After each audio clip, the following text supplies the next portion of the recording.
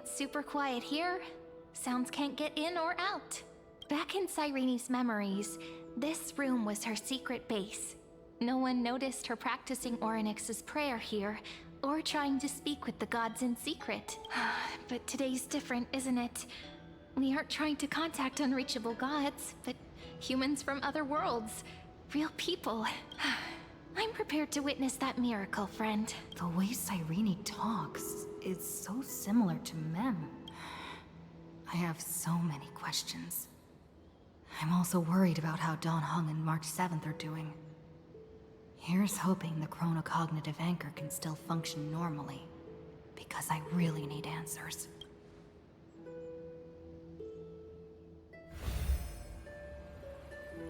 Signal strength, 14.8%. Dialogue window, 16 minutes 22 seconds. Prerequisite, no external interferences. We are very glad to learn that you're safe.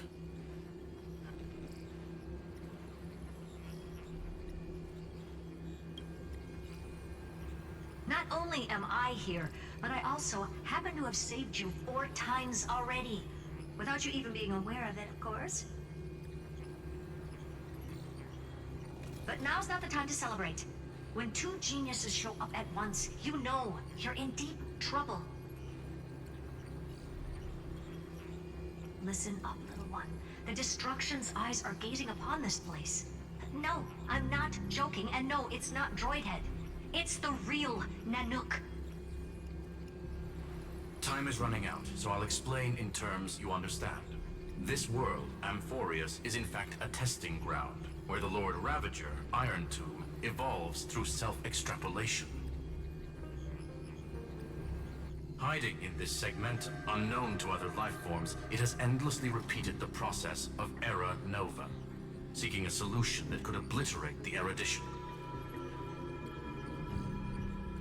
For some reason, the experiment entered a prolonged state of stagnation. However, it has now restarted.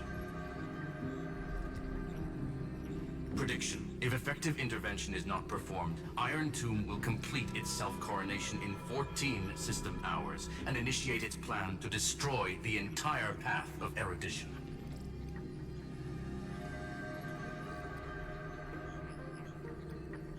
The possibilities are endless. Breaking down interstellar communications, destroying the synesthesia beacons, returning cosmic civilizations to the Dark Ages, or even starting the third anti-organic war. Any of it would be able to bring the cosmos to its knees. Simply put, it will tilt all sciences and technologies towards the destruction. And since Nanook glanced at this place, it means they are being dead serious. Based on info provided by the IPC, Iron Tomb probably isn't like Selenova or Zephyro, who are overlords ascended from human beings. Instead, Iron Tomb is an algorithmic sequence. It can be anywhere, as long as there is a receptacle for its calculation. The version of Iron Tomb hiding in Amphorius is its source code, and this scepter is its incubator.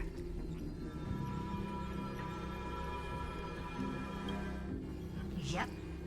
Think of it as the program having reached 99.98% completion already. And then it's over. Something in the shadows has been driving everything forward. It's the observer named Lygus. Speculation. He's the Scepter System's administrator. He wants Iron Tomb to break through the knowledge singularity. I don't know why he wants to do it, but he'll remove interferences at any cost. You're the only variable within this world, and you're the only thing he fears. So listen closely, little one. The speed of time is different in Amphorius compared to the outside. Destruction is just about to arrive, but you can still play Deliverer one last time. The cycles have already been broken. You've entered what is theoretically the last cycle Amphorius will ever be able to run. And Iron Tomb will break out of its prison as soon as the process of Genesis is triggered once more. But now there's an abnormality within the experiment. You know what I'm talking about. One of the model's 12 factors, that is one of the 12 demigods, destroyed himself using the power of the destruction.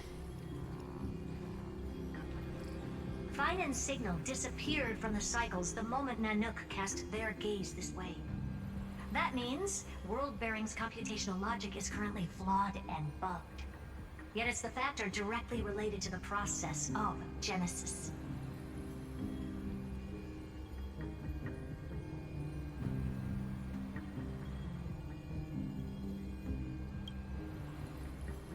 That old Intellitron will definitely do all he can to debug this error. So you have to take this chance to claim Kepfali's core flame. But don't let him have his way. The key to suppressing Iron Tomb lies in whether he can rewrite the purpose of Era Nova. There's one more preparation we must make. Lygus's behavior has been quite abnormal. He's never interfered in the actions of Titans or the demigods throughout the whole experiment. Deduction. The Scepter has an extremely strict autonomous protocol, restricting even its administrator. In Amphorius, this ultimate protocol goes by another name. The Law Titan. Talantum. Law. They are the rules that restrain all things in Amphorius. And it was the core flame returned at the very beginning of the last flame chase journey. Why do you have another little pink one next to you? Huh? Her path chart is... Is there something wrong with me?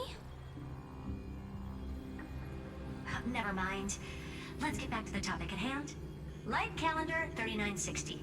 Month of balance. We'll be locking onto this time period to find Law. You can either meet the Titan, convince the demigod, or take the core flame by force. It doesn't matter what you do, so long as you bend it to your favor.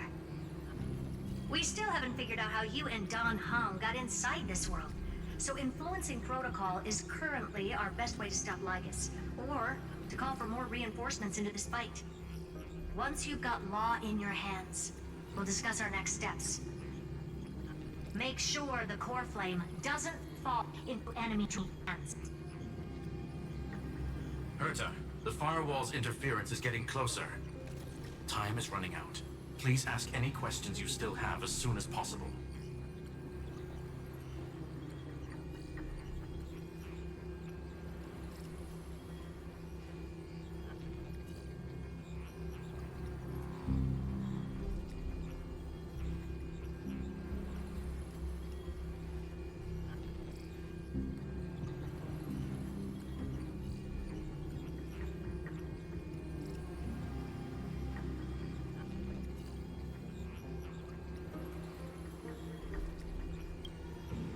Iron Tomb can't affect the real world just yet.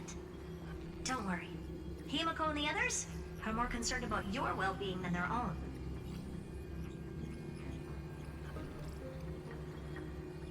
Mr. Don Hung did not enter the new world with you at the end of the last cycle.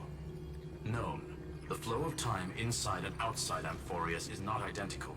1,000 years in this world may only be a fleeting second outside of it. Conclusion. He is on his way back to the Express. Miss March's situation is rather complicated. Madame Herta and I can detect her signal, but cannot ascertain her location. What we can be sure of is that she's still in Amphorius. Don't worry about her. She's absolutely chock full of mysteries.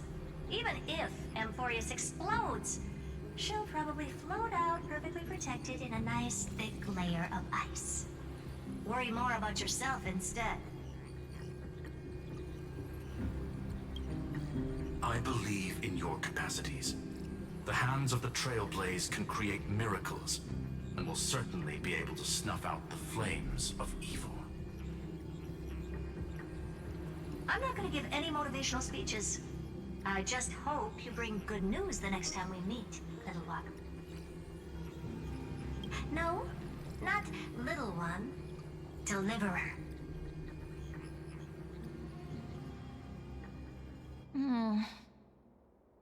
Those two geniuses certainly have memorable personalities.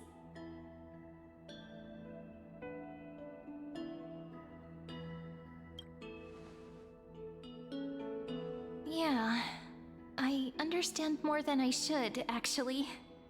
Honestly, some of that conversation feels like it's about things I once knew, but then forgot. Maybe it's because of Mem? After all, Mem's a memo sprite born out of your thoughts, friend. Maybe our memories somehow got tangled up together. Never mind. Let's focus on something more important with what little time we have. Just treat me as an ordinary girl with secrets, okay? Light calendar 3960. I remember that Talantin had already fallen by then, and the Chrysos heir who inherited that core flame is named Saridra. That's what's recorded in history, and the period we'll be heading to. We'll need to find Law and stop Lygus. So, we've at least got a solid direction, right? Can you give me a little bit of time before we go? I want to pack some stuff. There's so much more I need to take care of in this form, and I'm still getting used to it.